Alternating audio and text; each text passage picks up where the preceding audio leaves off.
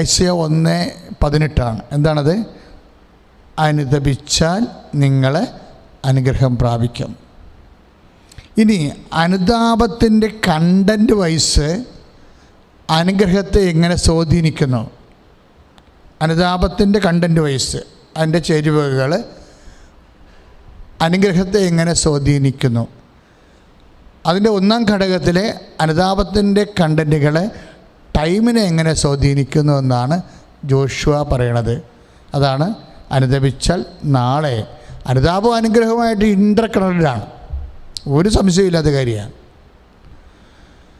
അപ്പോഴേ അത് ഐസയ 1:18 ആകുമ്പോൾ തന്നെ ഈ ടൈം കണ്ടൻറ്റ് എങ്ങനെയാണ് ഇതിനെ ഇൻഫ്ലുവൻസ് ചെയ്യണത്? 3:5 ജോഷുവയിൽ നിങ്ങൾ പശ്ചാത്തപിക്കുവാൻ, നാളെ നിങ്ങളുടെ ഇടയിൽ കർത്താവ് അത്ഭുതം പ്രവർത്തിക്കും.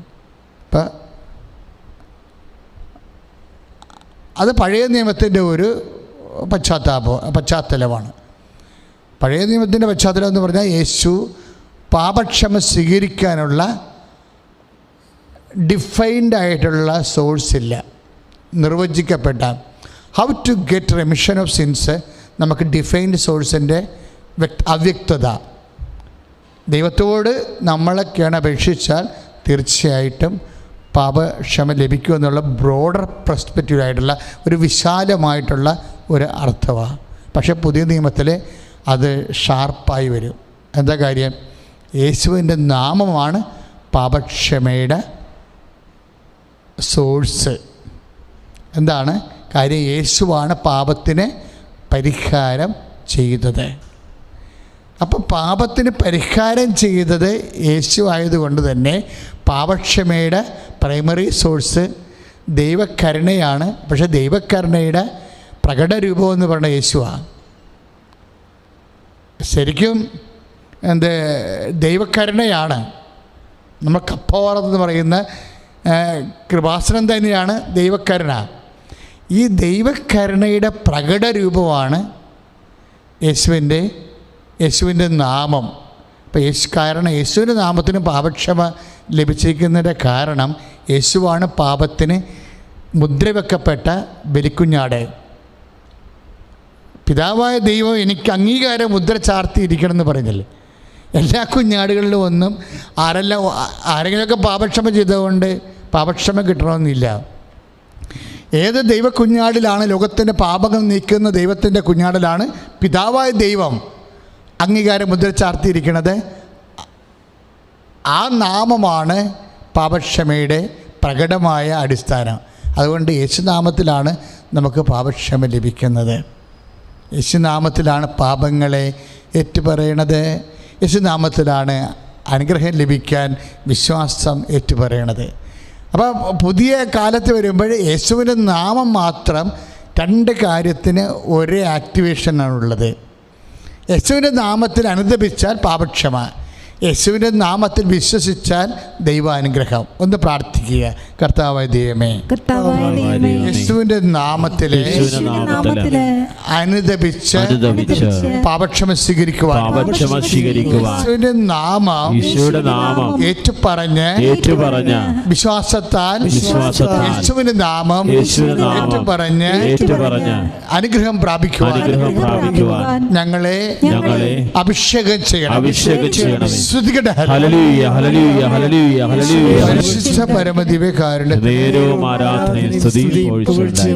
ഉടമ്പടി എടുത്തിരിക്കുന്ന മക്കളെ അനുതാപ അനുഗ്രഹങ്ങളുടെ അടിസ്ഥാന നാമമായ യേശുവിൻ്റെ നാമം നമ്മൾ മരിയൻ ഉടമ്പടി അമ്മയുടെ മധ്യസ്ഥമാണ് ഉള്ളത്. മരിയൻ ഉടമ്പടിയിൽ ശക്തമായ അമ്മയുടെ മാധ്യസ്ഥം അഥവാ അമ്മയുടെ മാധ്യസ്ഥത്തിൻ്റെ അടിസ്ഥാന ഘടകം എന്ന് പറയുന്നത് അവൻ പറയണത് പോലെ ചെയ്യുവിനെന്നാണ്.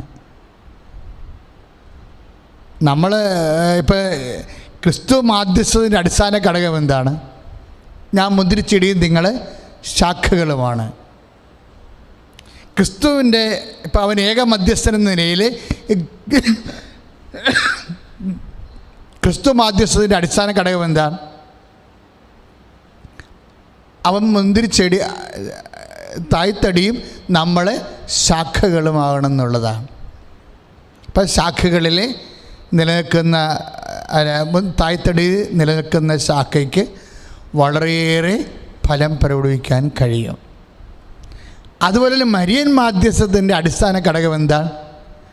അമ്മ ദൈവമാതാവാണ് എന്നുള്ളതിനേക്കാളുപരി ആ ദൈവമാതൃത്വം അമ്മയെ ആർജിച്ചത് അവൻ പറയണ പോലെ ചെയ്തിട്ടാണ്. അച്ഛൻ പറഞ്ഞാൽ മനസ്സിലായോ?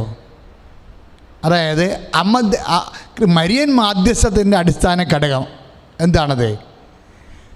അവൻ പറയണ പോലെ ചെയ്യുവേൻ. അല്ലാതെ അമ്മ ദൈവമാതാവാണ് എന്നുള്ളതല്ല. കാരണം അമ്മ ദൈവമാതാവാകണത് എങ്ങനെയാണ്? അവൻ പറയണ പോലെ ചെയ്തിട്ടാണ്.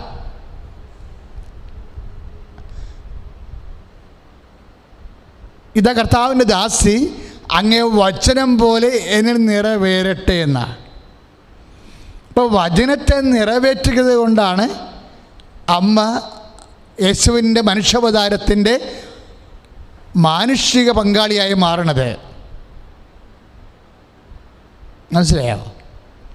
അപ്പോൾ വചനത്തെ നിറവേറ്റിയത് കൊണ്ടാണ്, അഥവാ മറ്റൊരു ഭാഷയിൽ പറഞ്ഞാൽ അവൻ പറയണ പോലെ ചെയ്തത് കൊണ്ടാണ് അമ്മ കർത്താവിൻ്റെ ദൈവത്തിൻ്റെ മനുഷ്യാവതാരത്തിൻ്റെ മാനുഷിക പങ്കാളിയായി മാറണത്.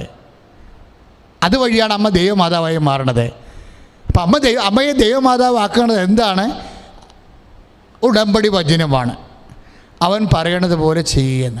അപ്പം അമ്മയുടെ മധ്യസ്ഥത്തിൻ്റെ അടിസ്ഥാന ഘടകം എന്താണ്? അവൻ പറയണത് പോലെ ചെയ്യുകയാണ്. അതാണ് ഉടമ്പടി സംഭവിക്കുന്നത്. യേശുവിൻ്റെ മാധ്യസ്ഥത്തിൻ്റെ അടിസ്ഥാന ഘടകം യേശുവും നമ്മൾ തമ്മിലുള്ള കമ്മ്യൂണിയനാണ്. കമ്മ്യൂണിയൻ ഇല്ലെങ്കിൽ മാധ്യസ്ഥം നമുക്ക് ലഭിക്കത്തില്ല.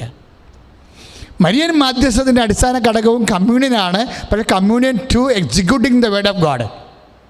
നമ്മൾ ആ വചനം എങ്ങനെയാണ് പാലിക്കുന്നത്, അതുവഴിയാണ് നമുക്ക് മരിയൻ മാധ്യസ്ഥം എഫക്റ്റീവായിട്ട് കിട്ടുന്നത്. സ്തുതിക്കട്ടെ. ഹല്ലേലൂയ, ഹല്ലേലൂയ, ഹല്ലേലൂയ, ഹല്ലേലൂയ, ഹല്ലേലൂയ. കരങ്ങൾ ഉയർത്തിക്കൊണ്ട് സ്തുതിക്കട്ടെ. യേശുവേ നന്ദി കർത്താവേ, സ്തോത്രം ദൈവമേ, കർത്താവായ ദൈവമേ, അമ്മേ സന്നദ്ധമേ, പരിശുദ്ധ ദൈവമാതാവേ, അവൻ പറയുന്ന പോലെ ചെയ്ത് കർത്താവേ, ദൈവമാതൃത്വവും മാധ്യശക്തിയും ഞങ്ങൾക്ക് അഭിഷേകമായി തീരണമേ എന്ന് പ്രാർത്ഥിക്കുന്നു. യേശുവേ ആരാധന.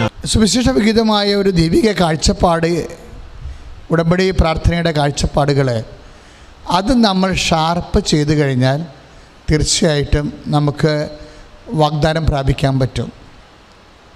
ഇപ്പം നമ്മൾ ഉടമ്പടി പ്രാർത്ഥന, നമ്മൾ കൃപാസനത്തിലെ പ്രതിഷ്ഠയെ നമ്മൾ വിളിക്കുന്നത് എന്താണ്?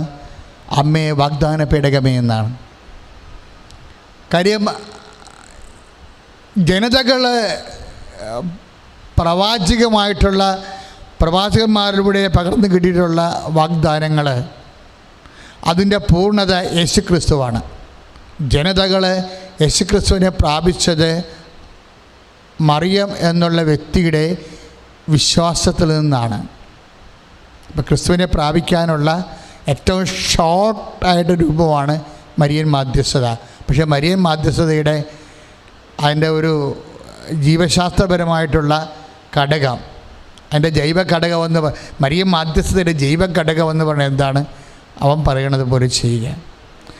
അവൻ പറയണ പോലെ ചെയ്യുമ്പോൾ അതിൻ്റെ അകത്ത് ഒരു ഘടകം പശ്ചാത്താപമാണ്. എന്താ കാര്യം? അവൻ പറയണ പോലെ ചെയ്യുമ്പോൾ അതിൻ്റെ ഒരു പ്രധാനപ്പെട്ട ഘടകം എന്താണ്? പശ്ചാത്താപമാണ്. എന്താ അങ്ങനെ പറയാൻ കാരണം? ഇപ്പം മർക്കോസിൻ്റെ 1:15 വായിക്കുമ്പോൾ നമുക്കത് മനസ്സിലാകും. മർക്കോസ് 1:15 എന്താ പറയണേ? സമയം സമാഗതമായിരിക്കുന്നു. അടുത്ത വചനം എന്താണ്? അനുദപിച്ച് എന്തു ചെയ്യണം? സുവിശേഷത്തിൽ വിശ്വസിക്കുകയും. ഏറ്റു പറഞ്ഞേ, സമയം സമാഗതമായിരിക്കുന്നു. അനുദപിച്ച് സുവിശേഷത്തിൽ വിശ്വസിക്കുകയും. അപ്പോഴേ വിശ്വാസമാണ് ഇതിൻ്റെ അകത്ത് വരുന്ന വിഷയം. എന്തിൽ വിശ്വസിക്കണം? സുവിശേഷത്തിൽ വിശ്വസിക്കണം. ഏത് സുവിശേഷത്തിൽ? ദൈവത്തിൻ്റെ സുവിശേഷത്തിൽ. ദൈവത്തിൻ്റെ സുവിശേഷം എന്താണ്?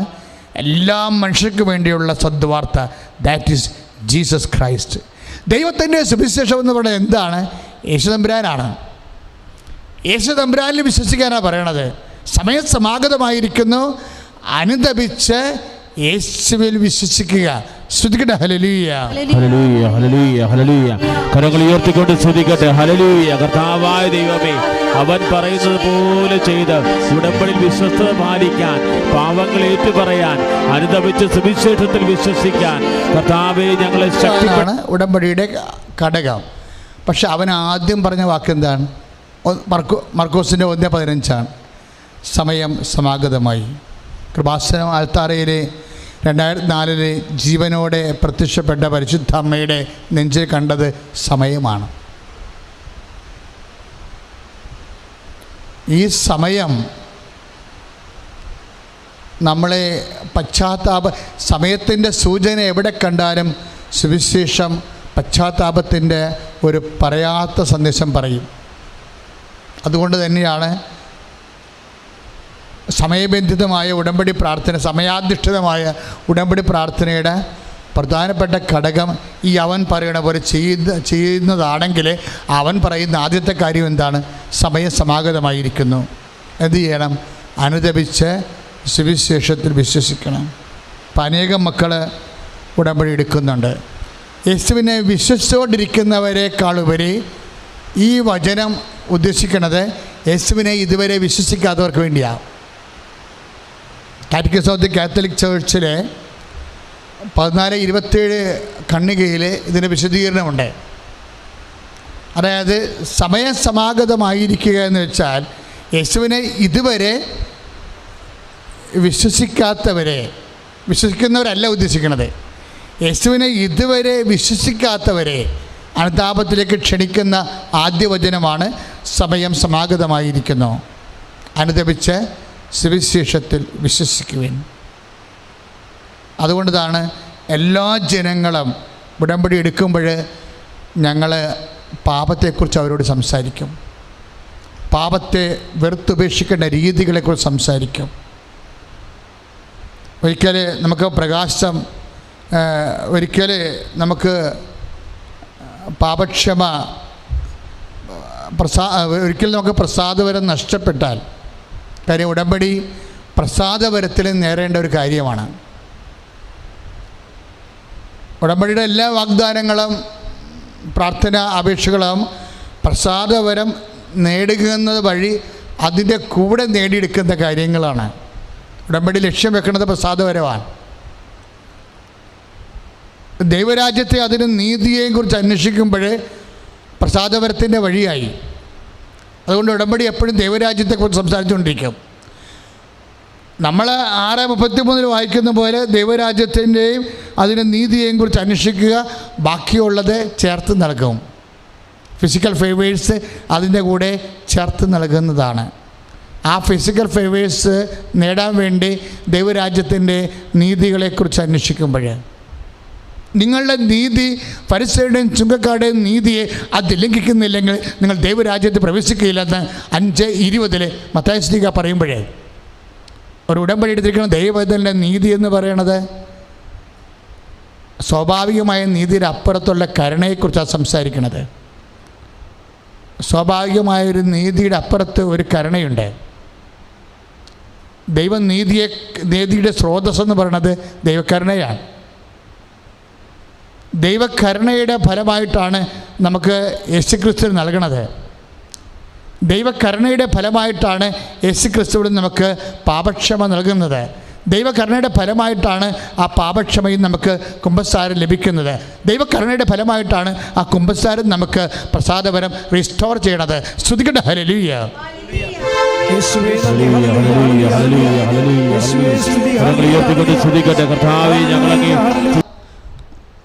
മാർഗങ്ങളെക്കുറിച്ച് അന്വേഷിക്കുമ്പോഴാണ് യേശുവിലേക്കും യേശുവിലൂടെ വഴിഞ്ഞൊഴുകിയ പുരാതനമായ ദൈവകരുണയെക്കുറിച്ചും ആ ദൈവകരുണ എന്ന വെളിപ്പെടുത്തപ്പെട്ട ദൈവവചനത്തിൻ്റെ പ്രഖ്യാപിതമായ പദ്ധതിയെക്കുറിച്ചൊക്കെ നമ്മൾ ചിന്തിക്കുകയും ആലോചിക്കുകയും ധ്യാനിക്കുകയും ചെയ്യുന്നത്. ആ പശ്ചാത്താപത്തിൻ്റെ ഭാഗമായിട്ട് വരുമ്പോഴേ മുൻകാല പാപങ്ങൾ എപ്പോഴും നമ്മൾ ടാർഗറ്റ് ചെയ്യാത്തൊരു വിഷയമാണ്. മുൻകാല പാപങ്ങൾ നമ്മൾ എപ്പോഴും പ്രസൻറ്റ് പാപങ്ങളെക്കുറിച്ചാണ് കുമ്പസാരത്തിൽ ഏറ്റു പറയുന്നത്. പക്ഷേ നമ്മളെ പാപം ചെയ്യിക്കുന്ന സോഴ്സ് എന്താണ്? നമ്മളിപ്പോഴിപ്പോഴുള്ള ജഡത്തിൻ്റെ ഫലങ്ങളെക്കുറിച്ചാണ് നമ്മൾ കുമ്പസാരത്തിൽ ഏറ്റുപറഞ്ഞ് വെറുത്തുപേക്ഷിക്കുന്നത്.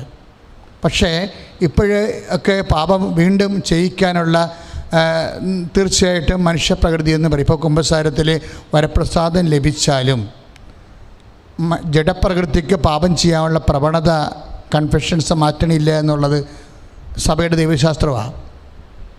ഇപ്പോൾ നമുക്ക് പാപക്ഷമം ലഭിച്ചാലും വീണ്ടും പാപം ചെയ്യാതിരിക്കാനുള്ള അഥവാ ചെയ്യാനുള്ള ജഡപ്രകൃതിയില്ലേ, ആ ജഡപ്രകൃതിയുടെ സ്വാഭാവികത കൺഫെഷൻസ് മാറ്റണില്ല. ആ ജഡപ്രകൃതിയിലുണ്ട്. അത് പിന്നെ നമ്മൾ ഫൈറ്റ് ചെയ്യണത്. ജഡപ്രകൃതിയോട് യേശുക്രിസ്തു നാമത്തിൽ നമ്മൾ യേശുക്രിസ്തു സ്വീകരിക്കുന്നതിൻ്റെ തോതനുസരിച്ച് നമ്മൾ ഫൈറ്റ് ചെയ്തുകൊണ്ടിരിക്കും. അതുകൊണ്ടാണ് നമ്മൾ പീഡിത സഭയായി മാറുന്നത്, സമരസഭയായി മാറുന്നത്. നമ്മൾ സമരസഭയെന്ന് വിളിക്കണേ. സഭയെന്ന് പറയുന്നത് ശുദ്ധീകരണ സ്ഥലത്തിലെ ആത്മാക്കളാണ്. വിജയസഭയെന്ന് പറയുന്നത് പുണ്യാളന്മാരാണ്. നമ്മളാരാണ്? സമരസഭയാണ്. വേണമെങ്കിൽ തീർത്ഥാടന സഭ എന്നൊക്കെ പറയാം. പക്ഷേ തീർത്ഥാടന സഭ സമരത്തിലാണ്. ആരോട് സമരത്തിലാണ്? യേശുക്രിസ്തുവിനെ സ്വീകരിച്ചുകൊണ്ട് തിന്മയോട് ശാശ്വതമായിട്ട് ഗുഡ് ബൈ പറയാനുള്ള ഫൈറ്റിങ്ങിലാണ്. പ്രാർത്ഥിക്കുക, കർത്താവായ ദൈവമേ, വീണ്ടും പാപം ചെയ്യാനുള്ള ജഡപ്രകൃതിയോട് യേശുക്രിസ്തുവിനെ സ്വീകരിക്കുന്നതിന്റെ ഏറ്റവും വലിയ ആധ്യാത്മിക ആഗ്രഹത്താല് ജഡപ്രകൃതിയെ പ്രവണതകളെ നിഖേദിക്കാൻ വേണ്ടി അതിനോട് സമരം ചെയ്ത് ജയിക്കാൻ വേണ്ടി കർത്താവേ 1 യോഹന്നാൻ 1:7 പ്രാർത്ഥിക്കുന്നു. പാപത്തെ മോചിപ്പിക്കുന്ന യേശുക്രിസ്തുവിന്റെ വിശുദ്ധമായ രക്തത്താൽ റോമാലേഖനം 7:12 പ്രാർത്ഥിക്കുന്നു. എന്റെ അവയവങ്ങളിലെ കുടികൊള്ളുന്ന പാപത്തിന്റെ പ്രവണതകളെ എന്റെ യേശുവിന്റെ രക്തത്താൽ കഴുകി അന്തരംഗത്തെയും അവയവങ്ങളെയും വിശുദ്ധീകരിക്കുവാൻ എന്നെ അഭിഷേകം ചെയ്യണമേ. കഴുകുമ്പോഴേ യേശുവിന്റെ നാമത്തിൽ നമ്മുടെ വർത്തമാനകാല പാപങ്ങളെ നമ്മൾ വിശുദ്ധ രക്തത്താൽ കുമ്പസാരമെന്ന കൂദാശയിലൂടെ കൈപ്പോടെ പറഞ്ഞുകൊണ്ട് നമ്മൾ കഴുകുമ്പോൾ നമ്മൾ വിട്ടുപോകുന്നൊരു സംഭവമുണ്ട്. എന്താ കാര്യം? ഈ വീണ്ടും പാപം ചെയ്യാനുള്ള പ്രവണത എങ്ങനെയാണ് ജഡപ്രകൃതിയിൽ നിലനിൽക്കുന്നത്? അത് ജഡപ്രകൃതിയുടെ തന്നെ ആദ്യകാല യേശുക്രിസ്തു ഇതിനു വേണ്ടിയാണല്ലോ പരിഹാരം ചെയ്തത്. പക്ഷേ when we believe it, Jesus ആണ് എൻ്റെ പാപത്തിന് പരിഹാരം ചെയ്തതെന്ന് വിശ്വസിക്കുമ്പോൾ ആ വിശ്വാസം തന്നെ ഒരു പ്രോസസ്സാണ്. എന്നുവെച്ചാൽ എന്തോരം നമ്മൾ യേശുവിനെ ഏറ്റുപറഞ്ഞ് ആത്മാവിൻ്റെ എല്ലാ മേഖലകളിലേക്കും നമ്മൾ സ്വീകരിക്കുന്നുവോ അത്രയും കാലം ശരിക്കും ഈ ജഡപ്രകൃതിയോടുള്ള നമ്മുടെ ഫൈറ്റാണ്. ഈ ഫൈറ്റിന് വേറൊരു പ്രശ്നം വരാൻ പോണത് മുൻകാല പാപങ്ങളുണ്ട്. അതും നമ്മളെ വീണ്ടും വർത്തമാനകാലത്ത് പുതിയ പാപങ്ങൾ ചെയ്യാൻ വേണ്ടി പ്രേരിപ്പിച്ചുകൊണ്ടിരിക്കും. ഇത് ഏറ്റുപറയുകയോ ടാർഗറ്റ് ചെയ്യപ്പെടുകയോ ചെയ്യുന്നില്ല. കൺഫെഷൻസ് വരുമ്പോൾ നമ്മൾ ശ്രദ്ധിച്ചു കഴിഞ്ഞാൽ ഈ മുൻകാല പാപങ്ങൾ എന്ന് പറയുന്നത് ശരിക്കും ഗൺ പോയിൻ്റ് വരേണ്ട ഒരു ആധ്യാത്മിക ഗുരുവിൻ്റെ ഗൺ പോയിൻ്റ് വരേണ്ട ഒരു വിഷയമാണ് മുൻകാല പാപങ്ങൾ. ഞാനിന്ന് എപ്പോഴും പ്രാർത്ഥിക്കുമ്പോഴേ ഈ CCC പറയുന്ന 17:23 പറയുന്ന ജഡപ്രവണതകളില്ലേ, പാപത്തെ ചെയ്യിക്കുന്നൊരു പ്രവണതകളില്ലേ, ഈ പ്രവണതകളെ ത്വരകമായി പ്രവർത്തിക്കുന്ന സംഭവമാണ് മനുഷ്യൻ്റെ മുൻകാല പാപങ്ങൾ. നമ്മുടെ ഓർമ്മ വെച്ച കാലം വരെ നമ്മൾ ചെയ്യുന്ന പാപങ്ങളില്ലേ, എന്നുവെച്ചാൽ പൂർണ്ണമായി വെറുത്ത് കൈപ്പോടെ full contrite heart confession with full contrite. Google അങ്ങനെയാണ് പറയണത്. ഞാൻ ഗൂഗിളിൽ ചെറുതായിട്ട് നോക്കിയേ, വിഷയം എനിക്കറിയാമെങ്കിലും what Google say about it. അപ്പം എന്തെങ്ങനെയാണ് ഗ്രേസ് റീസ്റ്റോർ ചെയ്യണത്? ഗ്രേസ് നമുക്ക് നഷ്ടപ്പെട്ട വരപ്രസാദം എങ്ങനെയാണ് റീസ്റ്റോർ ചെയ്യണമെന്ന് ഗൂഗിൾ അടിച്ച് നോക്കിയാൽ ഗൂഗിൾ പറയും confession with full contrite heart എന്ന് പറയും. എന്ന് വെച്ചാൽ കൺഫെഷനാണ് എൻ്റെ മാർഗം. പ്രത്യേകിച്ച് എങ്ങനെയാണ്? With a full contrite heart. ഈ ഫുൾ കോൺട്രൈറ്റ് ഹാർട്ടാണ് പ്രശ്നം. ഈ ഹാർട്ടിന് ഈ ഫുൾ കൺട്രീഷൻ അഗാധമായ പശ്ചാത്താപം വരണമെങ്കിൽ ഈ മുൻകാല പാപങ്ങളെ നമ്മൾ ടാർഗറ്റ് ചെയ്യേണ്ടി വരും. നമുക്കറിയാം, ഈ ദാനിയേലിൻ്റെ പുസ്തകത്തിലില്ലേ, ദാനിയേലിൻ്റെ പുസ്തകത്തിൽ ആ വിശുദ്ധ സ്ത്രീയെ 2 മൂപ്പന്മാർ കൂടി അകപ്പെടുത്താൻ ശ്രമിക്കുന്നതിൻ്റെ പിന്നിലുള്ള പ്രവണത എന്താ? ദാനിയേൽ 13:52 അത് ആ വചനം. അതായത് ദാനിയേൽ തന്നെ പറയും, ദുഷ്ട നിജ, നിൻ്റെ മുൻകാല പാപങ്ങളാണ് നിനക്ക് ഈ അവസ്ഥ ഉണ്ടാക്കി നാണക്കേടായിട്ട് മരിക്കാനിടയാക്കിയതെന്ന്. അയ്യോ, ഇത് നമ്മൾ പലപ്പോഴും, ഞാൻ ഈ കാഴ്ചയിൽ ചിന്തിക്കുന്നൊരു വിഷയമായിരുന്നത്, ഒരു മനുഷ്യൻ എന്തുകൊണ്ട് പാപം റെക്കർ ചെയ്യുന്നു? ആ പാപം കുമ്പസാരത്തിൽ ഏറ്റു പറഞ്ഞ പാപങ്ങൾ തന്നെ വീണ്ടും ചെയ്യുന്നത് എന്തുകൊണ്ടാണെന്ന് വെച്ച് കഴിഞ്ഞാൽ, അതൊരു കാര്യം പ്രവണതയുള്ളതുകൊണ്ട്, ജഡപ്രകൃതിയുടെ സ്വാഭാവികമാണ്.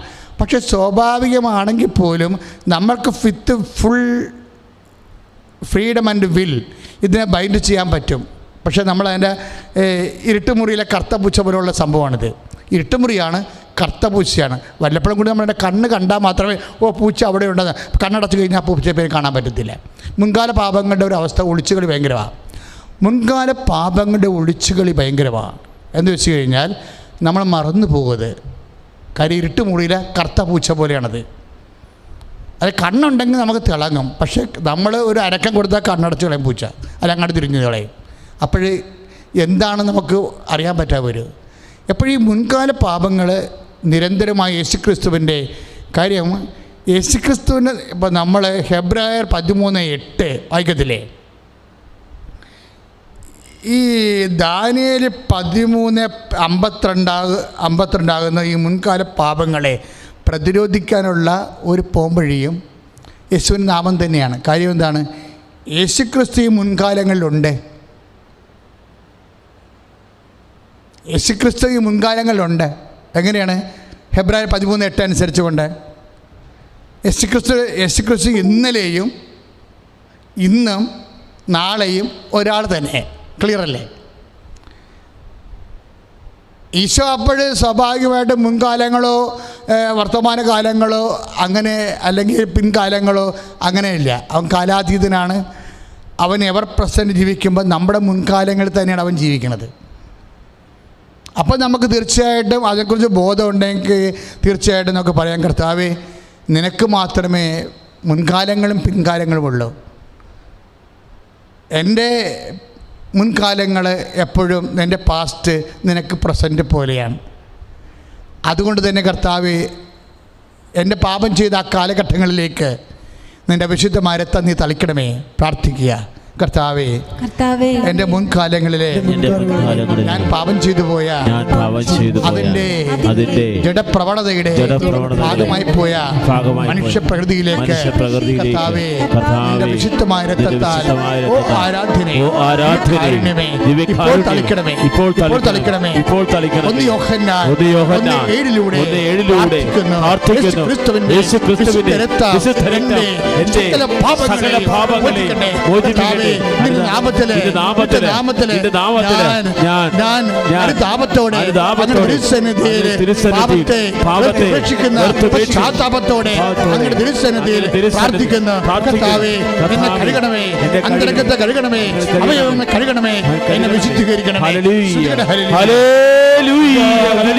വേണ്ടി നിനക്ക് വേറെ ഒരു കാര്യം കൂടി ചെയ്യാൻ പറ്റും. എന്താണെന്ന് വെച്ച് കഴിഞ്ഞാൽ, ദൈവം കഴിഞ്ഞ ദിവസം ഇവിടെ ഒരു സാക്ഷ്യമുണ്ടായി. അതായത് ഒരു ഡോക്ടറാണ്, നമ്മുടെ യൂട്യൂബിലുണ്ട് ആ സാക്ഷ്യം. തൃശ്ശൂരത്തെ ഒരു ഡോക്ടർ, ആ ഡോക്ടർ നേപ്പാളിലാണ് പഠിച്ചത്. ഇപ്പോൾ നമ്മുടെ ഒത്തിരി ആൾക്കാർ നേപ്പാൾ, ചൈന, അതുപോലെ തന്നെ മോസ്കോ അവിടെയൊക്കെ പഠിക്കണില്ലേ? ഇവരവിടെ പഠനം പൂർത്തിയാക്കി അവിടെ ജയിച്ചാൽ തന്നെയും ഇവിടെ വരുമ്പോൾ ഒരു പ്രത്യേക പരീക്ഷ ഗവൺമെൻറ് ഇടും.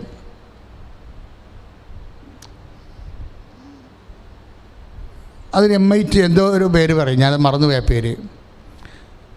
ഈ പരീക്ഷ ഈ മെഡിക്കൽ കൗൺസിൽ ഓഫ് ഇന്ത്യയുടെ പരീക്ഷയാണ്.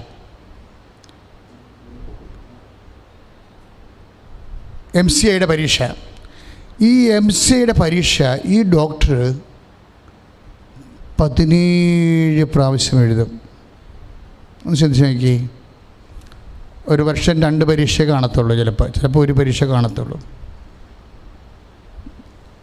ഈ MCIക്കാരുടെ പ്രഖ്യാപിതമായ രീതി എന്ന് പറയണത്, അവർ ഇന്ത്യൻ മെഡിക്കൽ സയൻസിൻ്റെ അപ്രൂവൽ ഇല്ലാത്ത എല്ലാ സിലബസും, അമേരിക്ക കുഴപ്പമില്ല, ബ്രിട്ടൻ കുഴപ്പമില്ല, പക്ഷേ റഷ്യ, ചൈന, നേപ്പാൾ ഇങ്ങനെയുള്ള രാജ്യങ്ങളിലൊക്കെ പോയി MBBS എടുത്താൽ ഇവർ പാസ്സാക്കത്തില്ല. വേറെ കാര്യമൊന്നുമില്ല, പച്ച മലയാളത്തിൽ പറഞ്ഞാൽ പാസ്സാക്കത്തില്ല. ഈ കേസ് വീണ്ടും നേരത്തെ നമുക്ക് കൈകാര്യം ചെയ്തിട്ടുള്ള വിഷയമാണ്. കാര്യം എന്താ കാര്യം വെച്ചാൽ, നമ്മളുടെ മെഡിക്കൽ സ്റ്റാൻഡേർഡ് അനുസരിച്ച് ഇവർ ബ്രെയിൻ എക്യുപ്ഡ് ആകുന്നവരെ ഇവരെ പരീക്ഷ എഴുതിച്ചുകൊണ്ടേയിരിക്കും. അവർ ജയിച്ചാലും തോപ്പിച്ച് കളയും നടത്താം, ജയിച്ചാലും തോപ്പിച്ച് കളയും. അത്രയും ടഫ് സിലബസ് ടഫ്. ഓരോ പരീക്ഷ കഴിയുമ്പോഴും പിന്നെ സിലബസ് ടഫാക്കി കൊടുക്കും. അങ്ങനെ 17 പ്രാവശ്യം. ഒന്ന് ചിന്തിച്ചേക്കേ, 17 പ്രാവശ്യമാണ് ഈ ഡോക്ടർ എഴുതുന്നത്. പക്ഷെ ഉടമ്പടി ചെയ്ത് കഴിഞ്ഞപ്പോൾ സംഭവിച്ച കാര്യം, അടുത്ത പരീക്ഷയ്ക്ക് ഡോക്ടർ ജയിക്കുകയാണ്. സമയം അങ്ങനെ പെട്ടെന്ന് ചുരുങ്ങുകയാണ്. അതാണ് സംഭവം. ഉടമ്പടി ചെയ്ത് കഴിഞ്ഞപ്പോൾ ടൈം മദർ ഈ വിഷയത്തിലേക്ക് ഇടപെടും. എന്നിട്ട് പെട്ടെന്ന് ഇത് ചുരുങ്ങിയിട്ട് അടുത്ത സെക്കൻഡിൽ ഈ ആൾ ജയിക്കും. ജയിച്ചാൽ തന്നെയും പോരാ. എന്താ ചെയ്യണത്? മെഡിക്കൽ കൗൺസിൽ ഓഫ് ഇന്ത്യയുടെ അക്രഡിഷൻ കിട്ടണം. ജയിച്ചാൽ തന്നെ പോരാ, പിന്നെ എന്ത് ചെയ്യണം? പ്രാക്ടീസ് ചെയ്യണമെങ്കിൽ ഒരു ഡിസ്പെൻസറിയിലെങ്കിലും പോയി ഇരിക്കണമെന്നുണ്ടെങ്കിൽ ഇവരുടെ അക്രഡിഷൻ കിട്ടണം. ഉടമ്പടി ചെയ്ത് ജയിച്ച് ഒരു ഏറ്റവും അടുത്ത സമയത്ത് തന്നെ അക്രഡിഷനായി. ഡോക്ടർ ആപ്പണം ഞെട്ടിപ്പോയി, ഇതെന്ത് സംഭവമെന്ന്. സമയച്ചൊരുക്കം എങ്ങനെ സംഭവിക്കണം ഉടമ്പടിയിൽ. അപ്പോൾ ഡോക്ടർ തന്നെ ഇവിടെ വന്ന് കഴിഞ്ഞ ദിവസം സാക്ഷ്യം പറഞ്ഞ്, നല്ല രസമാണ് ആ സാക്ഷ്യം കേൾക്കാൻ. പക്ഷേ എനിക്ക് ഏറ്റവും ഇഷ്ടപ്പെട്ട ഡോക്ടറുടെ സാക്ഷ്യമല്ല, ഡോക്ടറിൻ്റെ അമ്മ കൂടെ പറഞ്ഞ സാക്ഷ്യമാണ്. കാര്യം ഡോക്ടറിന് വേണ്ടി സാക്ഷ്യം ഉടമ്പടി ചെയ്തിരിക്കുന്ന അമ്മയാണ്. അമ്മ ഒരു കാര്യം പറഞ്ഞിട്ട് അവസാനിപ്പിക്കുന്ന രീതിയുണ്ട്. അത് ഇത്തിരി കട്ടിയുള്ള രീതിയാണ്. അവർ പറയുന്നത് ഇതാണ്: നമ്മൾക്ക് ഒന്നും ഭയപ്പെടേണ്ട ഒരു കാര്യമില്ല. അതായത് 17 പ്രാവശ്യം തോറ്റ് അക്രഡിഷൻ കിട്ടാൻ സാധ്യതയില്ലാതെ ഉപേക്ഷിക്കാൻ ഒരു കേസിൻ്റെ അതിന് ഉടമ്പടി എടുത്ത അമ്മയുടെ അവസാനത്തെ പ്രതികരണമാണ്, നമുക്ക് ഒന്നിനും ഭയപ്പെടേണ്ട ഒരു കാര്യമില്ല. എന്താ കാര്യം വെച്ചാൽ, ദൈവം കരുണയുള്ളവനാണ്, പക്ഷെ അതിനേക്കാൾ വലുതാണ് ദൈവത്തിൻ്റെ നീതിയെന്ന്. അതാണ് എന്നെ വല്ലാതെ അങ്ങ് സ്പർശിച്ച് കളഞ്ഞത്. ഇവരിങ്ങനെ ഈ വലിയ വായിൽ എന്തോ ഒരു വർത്തമാനമാണ് പറഞ്ഞതെന്ന്. അതായത് ദൈവം കരുണയുള്ളവനാണ്, പക്ഷെ അതിനേക്കാൾ വലുതാണ് ദൈവത്തിൻ്റെ നീതി. നമുക്ക് റിലേ ചെയ്യാൻ പറ്റുമെന്ന്. അതൊരു വലിയ സുവിശേഷമാണ് സാക്ഷ്യം എന്ന് പറയുന്നത്. നിങ്ങളിപ്പോൾ എല്ലാ ദിവസവും നമ്മൾ സാക്ഷ്യമുണ്ട്, എല്ലാ ദിവസവും സാക്ഷ്യമുണ്ട് ഇവിടെ. ലോക്ക്ഡൗൺ ഗവൺമെൻറ് പ്രഖ്യാപിക്കാത്ത എല്ലാ ദിവസവും ഇവിടെ സാക്ഷ്യമുണ്ട്. എല്ലാ ദിവസവും ഉടമ്പടിയുണ്ട്, എല്ലാ ദിവസവും ഉടമ്പടി പുതുക്കുകയും ചെയ്യും. അപ്പോൾ അതേസമയം തന്നെ എന്തെങ്കിലും നോട്ടിഫിക്കേഷൻ ഉണ്ടെങ്കിൽ ഞങ്ങൾ ഫേസ്ബുക്കിലൂടെയും യൂട്യൂബിലൂടെയും നിങ്ങൾക്ക് തരും. 50 പേരെ വരെ പങ്കെടുപ്പിക്കാമെന്ന് ഇപ്പോഴ് പുതിയ അപ്ഡേഷനുണ്ട്. തീർച്ചയായിട്ടും ഞങ്ങൾ 50 പേരല്ലെങ്കിൽ 20 പേരെങ്കിലും ഒരു അറ്റ് എ ടൈം 1 മണിക്കൂറിൽ ഉടമ്പടി എടുത്ത് അല്ലെങ്കിൽ പുതുക്കി പുറത്തേക്ക് പോകാൻ പറ്റുന്ന രീതിയിൽ 20 പേരെങ്കിലും പങ്കെടുപ്പിച്ചുകൊണ്ട് ചെയ്യാൻ നോക്കും, പോലീസിൻ്റെ അനുവാദത്തോടുകൂടി. എന്താ കാര്യം വെച്ചാൽ, അനേകം മക്കളാണ് ഈ മേഖലയിൽ ഉടമ്പടി ചെയ്ത് കഴിഞ്ഞിട്ട് അടുത്ത സെക്കൻഡ് അവർ ജീവിതം രക്ഷപ്പെടുത്തിയെടുക്കണത്. അമ്മ ആ വിഷയത്തിൽ ഇടപെടും. പക്ഷേ ഈ ചേച്ചി പറയുന്ന വാക്കെന്താണ്? നമുക്ക് ധൈര്യമായിട്ട് ജീവിക്കണം, നമുക്ക് ധൈര്യമായിട്ട് ജീവിക്കാം എന്തെല്ലാം പ്രശ്നമുണ്ടെങ്കിലും. കാര്യം എന്താണ്? ദൈവത്തിൻ്റെ കരുണയേക്കാൾ വലുതാണ് ദൈവത്തിൻ്റെ നീതിയെന്ന് അവസാനം പറഞ്ഞ വാക്കാണത്. അതായത് ദൈവത്തിൻ്റെ നീതിയാണ് കാര്യം നമ്മൾ ഒരു കാര്യം വൃത്തിയും വെടിപ്പും മെനയുമായിട്ട് അവൻ പറയണ പോലെ ചെയ്യുകയോ ചെയ്യാൻ വേണ്ടി ആത്മാർത്ഥമായിട്ട് ആഗ്രഹിക്കുകയോ ചെയ്താൽ ദൈവനീതി അവിടെ പ്രവർത്തിച്ചിരിക്കാം. ഇപ്പം നമ്മൾ സംസാരിച്ച വിഷയം എന്താ? മുൻകാല പാപങ്ങൾ, പശ്ചാത്താപത്തിൻ്റെ full and contrite, full confession with contrite heart എന്ന് പറയുന്ന ആ പ്രോസസ്സില്ലേ, പരിപൂർണമായ പശ്ചാത്താപത്തോടെയുള്ള പാപത്തെ വെറുത്തുപേക്ഷിക്കൽ. അതിൻ്റെ അകത്ത് ഒരു ഘടകം ഈ മുൻകാല പാപങ്ങളാണ്. ഈ മുൻകാല പാപങ്ങളെ നമ്മൾ ഗൺ പോയിന്റിൽ നിർത്തുമ്പോൾ തന്നെ നമുക്കൊരു ആശ്വാസമുണ്ട്. ഈ ചേച്ചി പറഞ്ഞ പോലെ ദൈവത്തിൻ്റെ ഒരു നീതിയുണ്ട്. അതെന്താണെന്ന് അറിയാമോ? മുൻകാല സൽപ്രവൃത്തികളാണ്.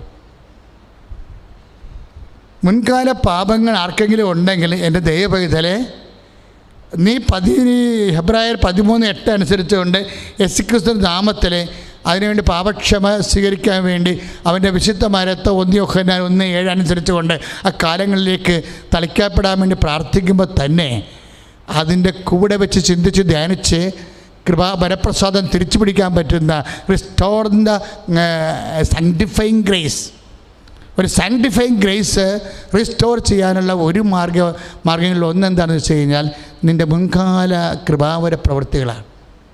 എന്തോ ഒരു സൽപ്രവൃത്തികളായിരിക്കും നീ ചെയ്തിട്ടുള്ളത്. നമ്മൾ ചുമ്മാ ഇങ്ങനെ മൃഗങ്ങളെപ്പോലെ ജീവിച്ചല്ലോ. എന്തെല്ലാം തരത്തിൽ ദൈവത്തോടും ദൈവത്തിൻ്റെ വചനമനുസരിച്ച് അതുപോലെ സുവിശേഷ സാക്ഷിയാകാൻ വേണ്ടി നീ എന്തുമാത്രം കഷ്ടപ്പെട്ട് ജീവിച്ചിട്ടുണ്ട്. എവിടെയെല്ലാം നീ ചെയ്യേണ്ട നന്മയെ എന്തെന്ന് അറിഞ്ഞിട്ടും ചെയ്യാതെ യാക്കോബ് 4:17 പറഞ്ഞ പോലെ തിന്മ ചെയ്ത് ഉപേക്ഷയെന്ന പാപം നിർവഹിക്കുന്ന പോലെ തന്നെ ചെയ്യേണ്ട നന്മ എന്തെന്ന് അറിഞ്ഞിട്ട് അറിവോടുകൂടി ചെയ്ത നന്മകളില്ലേ, അതും കൗണ്ട് ചെയ്യപ്പെടും. അതാണ് ഹെബ്രായർ 6:10 എന്താ പറയണത്? നിങ്ങളുടെ പ്രവൃത്തികളും ഏറ്റു പറഞ്ഞ് നിങ്ങളുടെ പ്രവൃത്തികളും വിശുദ്ധർക്ക് നിങ്ങൾ ചെയ്തതും ചെയ്യുന്നതുമായ ശുശ്രൂഷയിലൂടെ തന്റെ നാമത്തോട് കാണിച്ച സ്നേഹവും വിസ്മരിക്കാൻ മാത്രം നീതിരഹിതനല്ലല്ലോ ദൈവം. അതാണ് ചേച്ചി പറഞ്ഞത്. ദൈവം കരുണയുള്ളവനാ പോലെ തന്നെയാണ് ദൈവം നീതിയാണ്. നമ്മുടെ സന്തോഷത്തിൻ്റെ അടിസ്ഥാനം, നമ്മുടെ ധൈര്യത്തിൻ്റെ അടിസ്ഥാനം ചേച്ചി പറഞ്ഞ പോലെ തന്നെ ദൈവത്തിൻ്റെ നീതിയാണ്. ആ ദൈവത്തിൻ്റെ നീതി എന്താണ്? വിസ്മരിക്കാത്ത നീതിയാണ്. അതാണ് പറയണത്. ഏറ്റു പറഞ്ഞ് ഹെബ്രായർ 6:10 നിങ്ങളുടെ പ്രവൃത്തികളും വിശുദ്ധർക്ക് നിങ്ങൾ ചെയ്തതും ചെയ്യുന്നതുമായ ശുശ്രൂഷയിലൂടെ നാമത്തോട് കാണിച്ച സ്നേഹവും വിസ്മരിക്കാൻ മാത്രം നീതിരഹിതനല്ലല്ലോ ദൈവം. അതായത് നമ്മൾ ഒരു സൽപ്രവൃത്തി ചെയ്യുമ്പോഴേ ദൈവം അത് അവിടുത്തെ നാമത്തോട് കാണിച്ച നമ്മുടെ സ്നേഹവും ബഹുമാനമായിട്ടാണ് എടുക്കുന്നത്. അതാണ് ഓരോ കാര്യവും അങ്ങനെയാണ്. യേശുവിൻ്റെ നാമമാണ് പശ്ചാത്താപത്തിൻ്റെ സ്രോതസ്സെന്ന് ഞാൻ പറഞ്ഞില്ലേ. കാര്യം പാപത്തിന് പരിഹാരം ചെയ്ത് കൃപ നേടിയത് ദ നെയിം ഓഫ് ജീസസ് ആണ്. ആ ദൈവനാമത്തോട് നമ്മൾ കാണിക്കുന്ന ബഹുമാനമാണ് നമ്മുടെ സൽപ്രവൃത്തികൾ. ആ ദൈവനാമത്തോടെ ഇപ്പം നമ്മൾ അവൻ പറയണ പോലെ ചെയ്യാൻ പറയുന്നു. ഞാൻ രോഗിയായിരുന്നു, നിങ്ങളെന്നെ സന്ദർശിച്ചോ. ഞാൻ കാരാഗ്രഹവാസിയായിരുന്നു, നിങ്ങളെന്നെ സന്ദർശിച്ചോ. എനിക്ക് വിശന്നു, നിങ്ങൾക്ക് ഭക്ഷണം തന്നു. എനിക്ക് ദാഹിച്ചു, നിങ്ങൾക്ക് കുടിക്കാൻ തന്നു എന്ന് പറയുമ്പോഴേ ആ കാണുന്ന സൽപ്രവൃത്തികളെല്ലാം നമ്മൾ ചെയ്യുന്നത് എന്താണ്? അവൻ്റെ നാമത്തോടുള്ള സ്നേഹമാണ്, അവൻ്റെ നാമത്തോടുള്ള ബഹുമാനമാണ്. ഉടമ്പടി അവൻ്റെ നാമത്തോട് ബഹുമാനിതരാക്കിക്കൊണ്ട് നിന്നെ നഷ്ടപ്പെട്ടു പോയ വരപ്രസാദം തിരിച്ചു പിടിക്കുവാൻ നിന്നെ സഹായിക്കുന്ന ദൈവത്തിൻ്റെ പദ്ധതിയാണ് ഉടമ്പടി. സ്തുതിക്കട്ടെ, ഹല്ലേലൂയ, ഹല്ലേലൂയ, ഹല്ലേലൂയ, ഹല്ലേലൂയ. കരങ്ങൾ ഉയർത്തിക്കൊണ്ട് സ്തുതിക്കട്ടെ, ഹല്ലേലൂയ. നഷ്ടപ്പെട്ടു പോയ വരപ്രസാദം തിരിച്ചു പിടിക്കാനുള്ള പ്രാർത്ഥനയാണ് ഉടമ്പടി. അതാണ് ഉടമ്പടിയുടെ ടൈം കണ്ടന്റ്. എന്താണ്? പശ്ചാത്താപം. ഈ പശ്ചാത്താപത്തിൻ്റെ വിവിധ ഘട്ടങ്ങളാണ് നമ്മളിപ്പോൾ ധ്യാനിച്ചുകൊണ്ടിരിക്കുന്നത്. അതിലൊന്ന് ദൈവഹിതപ്രകാരമുള്ള ദുഃഖമാണ്. പശ്ചാത്താപം എന്ന് പറഞ്ഞാൽ എന്താണ്? വെറുതെ പാപത്തെക്കുറിച്ചുള്ള സങ്കടമല്ല. നമ്മുടെ പല സങ്കടങ്ങളും, നമുക്ക് ഈ പാപത്തെക്കുറിച്ചുള്ള സങ്കടങ്ങൾ എങ്ങനെയാണത്? പിടിക്കപ്പെട്ടു പോയല്ലോ, പോസ്കോ കേസ് എടുത്തല്ലോ, അപ്പോൾ നാട്ടുകാരെന്ത് വിചാരിക്കും? ജപ്തി നടപടിയാണല്ലോ, അപ്പോൾ ആൾക്കാരുടെ മുമ്പിൽ ചമ്മിയല്ലോ.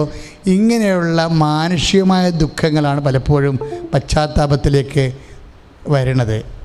എന്തുകൊണ്ടാണ് ഈ പരിശുദ്ധാത്മാവിനെ കിട്ടാത്തതിൻ്റെ പ്രശ്നമെന്ന് പറയുന്നത്? ആൾക്കാർക്ക് ദുഃഖവും കാര്യങ്ങളൊക്കെ ഉണ്ട്.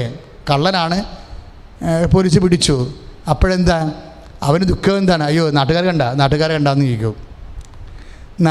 മനുഷ്യനെ അടിസ്ഥാനപ്പെടുത്തിയുള്ള ദുഃഖമുണ്ട്. മനുഷ്യനെ അറിഞ്ഞോ, മറ്റുള്ളവർ അറിഞ്ഞോ, അത് പശ്ചാത്താപമല്ല. അത് ജഡപ്രകൃതി അനുസരിച്ചുള്ള. അതിന് രസകരമായൊരു വചനമുള്ളത് 2 കൊറിന്ത്യൻസ് 7:10 ദൈവഹിതപ്രകാരമുള്ള ദുഃഖം.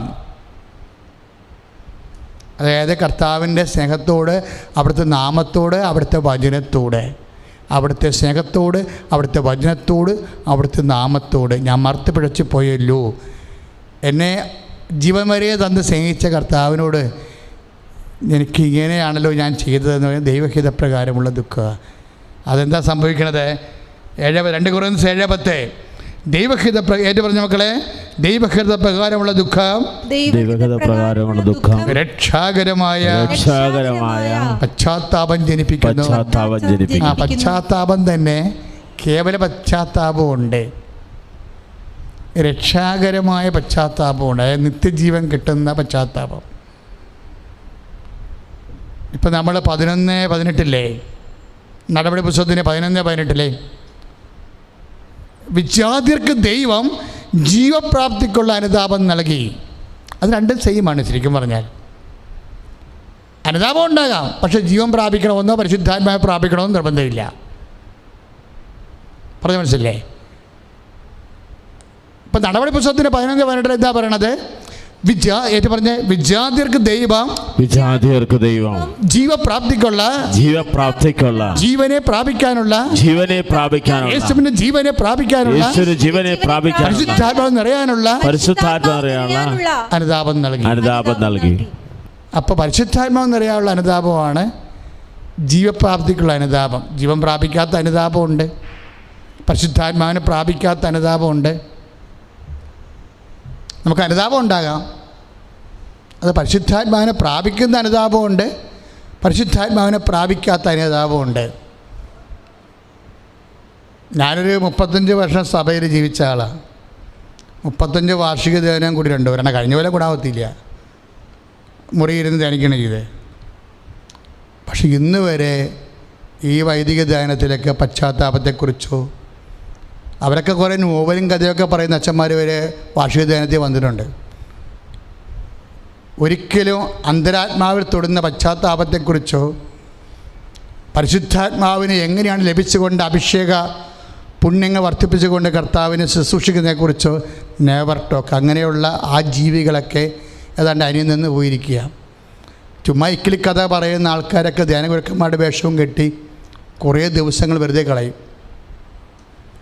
കാര്യം ഞാനീ പറയുന്ന കാര്യങ്ങളെല്ലാം ഒത്തിരിയേറെ കാലത്ത് ഇങ്ങനെ രാത്രിയും പകലും ജപമാല ചെല്ലുമ്പോൾ കർത്താവ് കാണിച്ചുന്ന വചനങ്ങളിലൂടെയാണ് ഞങ്ങൾ സംസാരിക്കുന്നത്.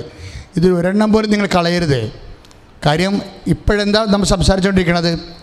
ദൈവഹിതപ്രകാരമുള്ള പശ്ചാത്താപം വെറുതെ ഉണ്ടായിട്ട് കാര്യമില്ല.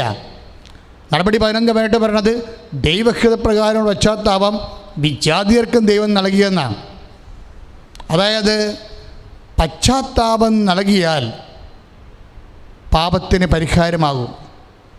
പാപത്തിന് പരിഹാരം based on this single person, അവൻ്റെ റിഡംഷനിൽ മാത്രം അടിസ്ഥാനപ്പെടുത്തിയതാണ്. ദൈവഹിതപ്രകാരമുള്ള പശ്ചാത്താപം എന്ന് പറയുന്നത് യേശു ക്രിസ്തുവാണ് നിന്റെ പാപത്തിന് പരിഹാരം ചെയ്തതെന്ന് നീ വിശ്വസിക്കുമ്പോൾ പരിശുദ്ധാത്മാവ് നിനക്ക് നൽകുന്നതാണ്. സ്തുതിക്കട്ടെ, ഹല്ലേലൂയ, ഹല്ലേലൂയ, ഹല്ലേലൂയ, ഹല്ലേലൂയ. കരങ്ങൾ ഉയർത്തിക്കൊണ്ട് സ്തുതിക്കട്ടെ, ഹല്ലേലൂയ. യേശുവേ സ്തുതി പ്രാർത്ഥിക്കുന്ന കർത്താവേ ആരാധിക്കുന്നു. ഹല്ലേലൂയ, ഹല്ലേലൂയ, ഹല്ലേലൂയ. ദൈവഹിതപ്രകാരം വിജാതിർക്ക് ദൈവം ജീവപ്രാപ്തിക്കുള്ള അനുതാപം നൽകി. ഇപ്പോൾ ക്രൈസ്തവരല്ലെങ്കിലും പാപത്തിന് അനുതാപം യേശുക്രിസ്തുവിന്റെ നാമത്തിൽ കിട്ടിയാൽ നിങ്ങൾ രക്ഷ പ്രാപിക്കും. ഗ്രേറ്റ്. ഞാൻ ഈ പറഞ്ഞ വചനം മനസ്സിൽ കുറിച്ചിട്ടോ. ഇപ്പോഴും നമ്മളിതിനോട് പരിശുദ്ധാത്മ ലിങ്ക് ചെയ്യണ വചനം ഏതാണ്? 2 കൊറിന്ത്യർ 7:10. എന്താണത്? 2 കൊറിന്ത്യർ 7:10 എന്താ പറയണത്? ഏറ്റു പറഞ്ഞ്, ദൈവഹിത പ്രകാരമുള്ള ദുഃഖം രക്ഷാകരമായ പശ്ചാത്താപം ജനിപ്പിക്കുന്നു.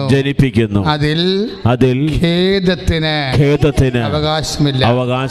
എന്നാൽ ലൗകികമായ ദുഃഖം മരണത്തിലേക്ക് നയിക്കുന്നു. അങ്ങനെ ഒരു പ്രശ്നമുണ്ട്. പാപത്തെക്കുറിച്ച് പശ്ചാത്താപം ചിലപ്പോൾ പലർക്കും ലൗകികമായ ദുഃഖമായിരിക്കും. ഇപ്പം നീ ഒരു അബോർഷൻ സംഭവിച്ചു. അപ്പോൾ അബോർഷൻ സംഭവിച്ചു കഴിഞ്ഞപ്പോൾ നീ അബോർഷൻ നടത്തിയ ആളാണ്.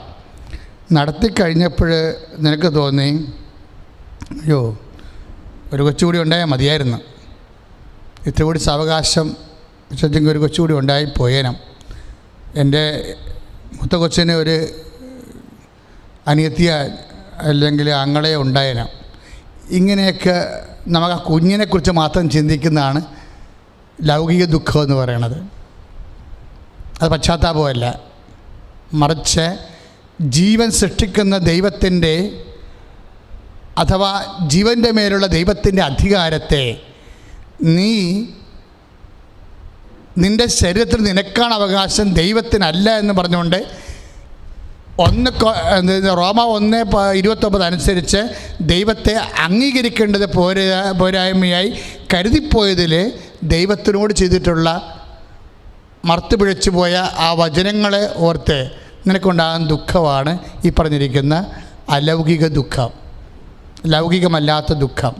പ്രാർത്ഥിക്കുക, കർത്താവേ എൻ്റെ പാപക്ഷമയെക്കുറിച്ചുള്ള അത് ആർജിക്കുന്നതിന് വേണ്ടിയുള്ള ഓരോ ദുഃഖങ്ങളാണ് അലൗകികമായ ദൈവത്തെ അടിസ്ഥാനപ്പെടുത്തിയുള്ള ദൈവത്തിന്റെ സ്നേഹത്തിൽ നിന്ന് അകന്നു പോയി വരപ്രസാദം നഷ്ടപ്പെടുത്തി നിത്യജീവിതത്തിന് അനർഹനായി പോയതിലുള്ള ദുഃഖമായി ദൈവഹിത പ്രകാരമുള്ള ദുഃഖത്താൽ അഭിഷേകം ചെയ്യണം.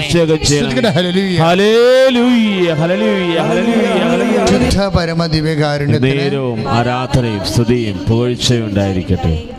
ശുശ്രൂഷയിൽ ഓൺലൈനായിട്ട് പങ്കെടുക്കുന്നവരും എഴുന്നേറ്റ് നിൽക്കുക. രോഗസൗഖ്യ പ്രാർത്ഥനയുടെ സമയമാണ്. പ്രിയമുള്ളവരെ, നമ്മളിപ്പോഴേ വ്യത്യസ്തങ്ങളായ മേഖലകളിൽ സമ്പൂർണ്ണമായ ഹൗ ടു റിസ്റ്റോർ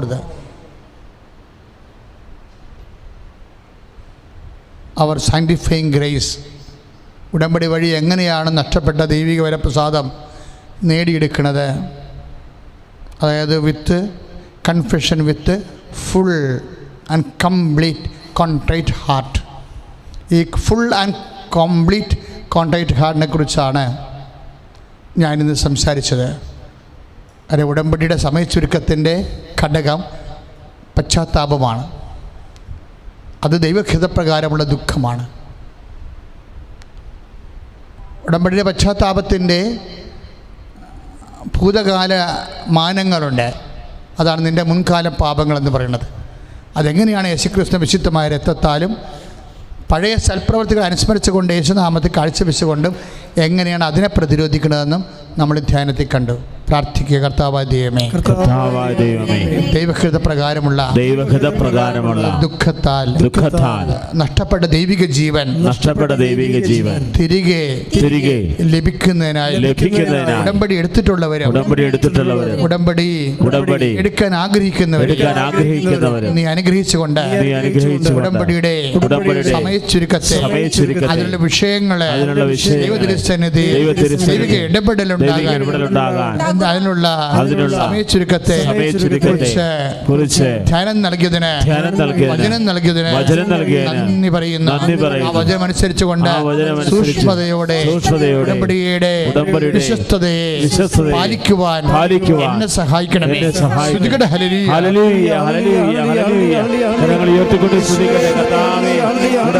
എല്ലാ മക്കളെയും അവന്റെ നിയോഗങ്ങളെയും അവന്റെ വാഗ്ദാനങ്ങളെയും നേരവും ആരാധനയും സ്തുതിയും പുകഴ്ചയും ഉണ്ടായിരിക്കട്ടെ. പരിശുദ്ധ പരമദിവ്യകാരുണ്യത്തിന് നേരവും ആരാധനയും സ്തുതിയും പുകഴ്ചയും ഉണ്ടായിരിക്കട്ടെ. പ്രിയമുള്ളവരെ, രോഗസൗഖ്യ പ്രാർത്ഥനയുടെ സമയമാണ്.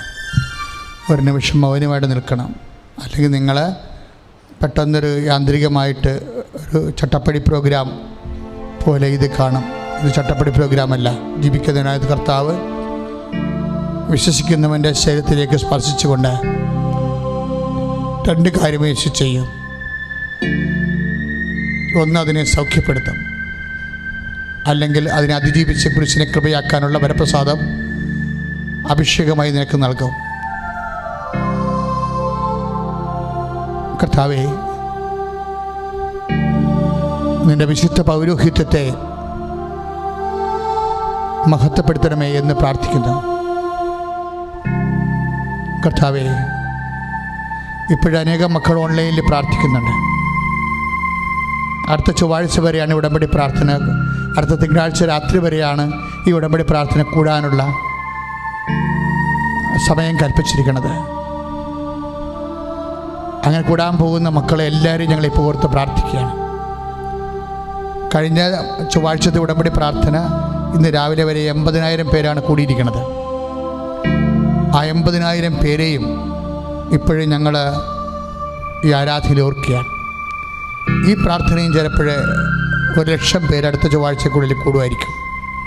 അങ്ങനെ കൂടാൻ സാധ്യതയുള്ള മുഴുവൻ മനുഷ്യരെയും അവരെപ്പോഴാണ് ഈശോ യൂട്യൂബ് ഫേസ്ബുക്ക് ഓൺ ചെയ്തുകൊണ്ട് ഈ ഉടമ്പടി ആരാധനയിൽ പങ്കെടുക്കുന്നത്, ആ സമയത്ത് പ്രാർത്ഥനാപൂർവ്വം വിശ്വാസം പങ്കെടുക്കുന്ന ഓരോ മക്കളുടെയും അവിടെ രോഗങ്ങളിലെ, വ്രണങ്ങളിലെ, അവിടെ ക്യാൻസറുകളിലെ മുഴകളിലെ, അവിടെ ഞരമ്പിൻ്റെ സിസ്റ്റുകളിലെ, അവരുടെ ഉദര രോഗങ്ങളിലെ, അവരുടെ രക്തത്തിൻ്റെ ദൂഷ്യങ്ങളിലെ, അവിടെ ഞരമ്പുകൾ എവിടെയെല്ലാം ബ്ലോക്കായിരിക്കുന്നോ ആ മേഖലകളെല്ലാം ജീവിക്കുന്ന കർത്താവേ, 10,000 ഇയാൾ താറയിച്ചുകൊണ്ട് അമ്മയുടെ മധ്യസ്ഥത സുഖപ്പെടുത്തിയ നല്ല ദൈവമേ, അവരെല്ലാം സ്പർശിക്കണമെന്ന് പ്രാർത്ഥിക്കുന്നു. യേശുവിൻ്റെ ഉന്നതമായ നാമത്തിൽ പ്രാർത്ഥിക്കുന്നു. 35 വർഷത്തെ ദിവ്യ കുർബാനയുടെ യോഗ്യതയെ പ്രാർത്ഥിക്കുന്നു.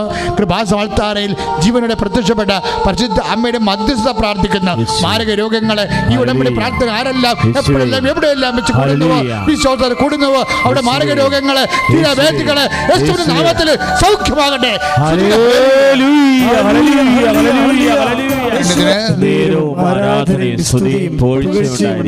മക്കളെ, ഞാനിപ്പോഴും ഓർത്തത് വിവാഹം നീണ്ടുപോകുന്ന ആൾക്കാരെയാണ്. 34, 36, 33 വയസ്സുള്ള കുറേ ആൾക്കാരെ ഈശോ ഇപ്പം മനസ്സിൽ കാണിച്ചു. അവരെല്ലാം ഞാനിപ്പോൾ സമർപ്പിക്കുകയാണ്. 47 വയസ്സുള്ള ഒരാൾ ഈ ദിവസങ്ങളിൽ ഒരു സാക്ഷ്യം ഇവിടെ പറഞ്ഞിട്ടുണ്ട്. അതുപോലെ എല്ലാവർക്കും സാക്ഷ്യം പറയാൻ സഹായിക്കണമെന്ന് പരിശുദ്ധ അമ്മയുടെയും മധ്യസ്ഥത്തിൽ ഇപ്പോഴും ഒരു സന്ദേശമുണ്ട്. ശരീരത്തിലെ ഉദരഭാഗങ്ങളിലെ അടിവയറ്റിലും മൂടിൻ്റെ താഴെയോടെയും എവിടെയോ ഇങ്ങനെ കല്ല് പോലെ ഇരിക്കുന്നു. മാംസമാണ്. ഒരു മാംസം നമ്മുടെ ഉള്ളിയില്ലേ, ഉള്ളി പോലെ ഇരിക്കും. ഉള്ളിയുടെ അകത്ത് മുഴുവൻ, ആ ഉള്ളിയുടെ അകത്തുള്ള ഭാഗങ്ങളിൽ മുഴുവൻ കല്ലാണെങ്കിൽ എങ്ങനെ ഇരിക്കും? എന്നിട്ട് ഇങ്ങനെ പൊട്ടി കല്ല് പുറത്തേക്ക് വരുന്ന ഒരു ദർശനമുണ്ട്. ചിലപ്പോൾ കിഡ്നിക്കല്ലാകാം, ചിലപ്പോൾ ഗോൾ ബാഡറിൻ്റെ കല്ലാകാം. ആന്തരിക അവയവങ്ങൾക്കുള്ളിലെ കല്ലുകളെ കർത്താവ് പുറത്തെടുക്കുന്നു. കർത്താവ് ഈ നിമിഷം ആ വ്യക്തികളെ ഈശോ നാമത്തിൽ സൗഖ്യം പ്രാപിക്കുന്നു. സ്തുതിക്കട്ടെ. ഹല്ലേലൂയ, ഹല്ലേലൂയ, ഹല്ലേലൂയ, ഹല്ലേലൂയ, ഹല്ലേലൂയ, ഹല്ലേലൂയ,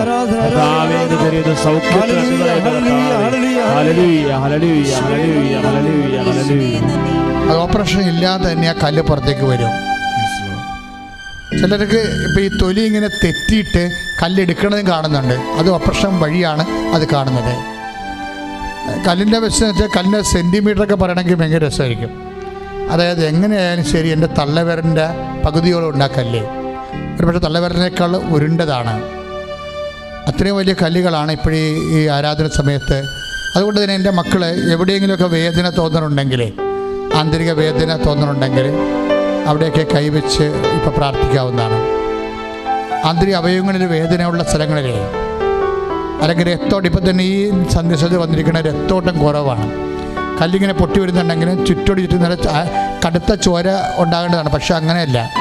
നമ്മുടെ കണ്ണിൻ്റെ അകത്തുള്ള പാടുകളില്ലേ, അതുപോലെയുള്ള മാംസത്തിൻ്റെ നിറം, രക്തം കുറഞ്ഞിട്ട് നിറം കുറഞ്ഞ പാടില്ലേ, അതുപോലെയുള്ള ഒരു പർപ്പിൾ കളറാണ്, ഇളം പർപ്പിൾ കളറാണ്. ദാറ്റ് മീൻസ് ബ്ലഡിൻ്റെ പ്രശ്നങ്ങൾ ശരിക്കും ഉണ്ട്.